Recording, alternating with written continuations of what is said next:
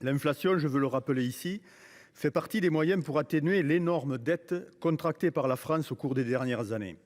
Elle n'est pas le fait du hasard. Elle procède d'une volonté politique objective de la laisser se développer. Le gouvernement en porte en grande partie la responsabilité.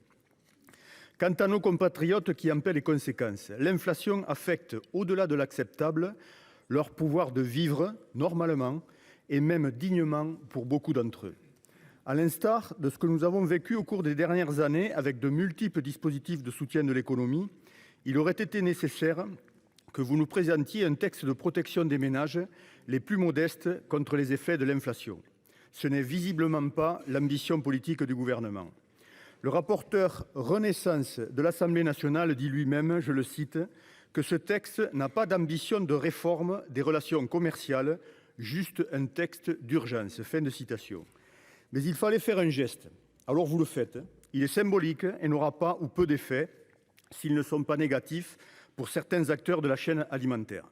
Sur le fond, il inquiète plus qu'il ne rassure, pour les agriculteurs notamment, qui pourraient très vite faire les frais des modifications de date de négociation introduites. Fondamentalement, le texte que vous nous présentez ne répond donc à aucun problème structurel de la filière agroalimentaire. Il s'inscrit dans la continuité des lois Egalim 1, 2, 3, en attendant la suite. La démarche des États généraux de l'alimentation avait levé de grandes espérances. Elle n'a pas permis de répondre aux attentes des agriculteurs et des transformateurs en matière de partage équitable de la valeur. Vous avez annoncé, Madame la Ministre, le lancement d'une mission gouvernementale transpartisane afin de réfléchir à une réforme du cadre global des négociations commerciales. C'est donc que vos politiques ont échoué. C'est bien de le reconnaître et nous sommes prêts à prendre notre part de ce travail de refonte au service des acteurs agricoles, industriels et des consommateurs.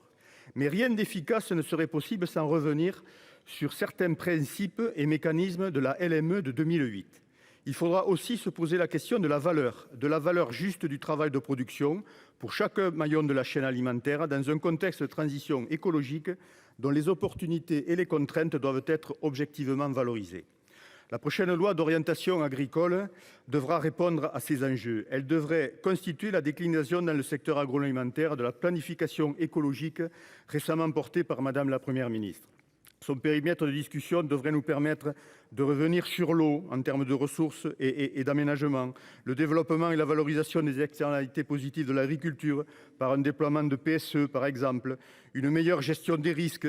Je crains à cet égard l'atterrissage d'Egalim 3, une meilleure prise en compte des zones défavorisées qui doivent demeurer des territoires de production, la transmission du foncier et la pérennité des structures, la formation et l'accompagnement de nouvelles générations issues ou pas du milieu agricole. C'est aussi, filière par filière, d'un grand projet stratégique de transformation et de valorisation des produits dont nous avons urgemment besoin. La loi d'orientation agricole et agroalimentaire devrait traiter de tout cela en regardant les difficultés en face. En conclusion, le texte d'aujourd'hui, même amendé, ne répondra pas aux besoins urgents des Français. Le groupe socialiste, écologiste et républicain s'abstiendra en attendant que nous débattions des sujets structurants pour l'avenir. Je vous remercie.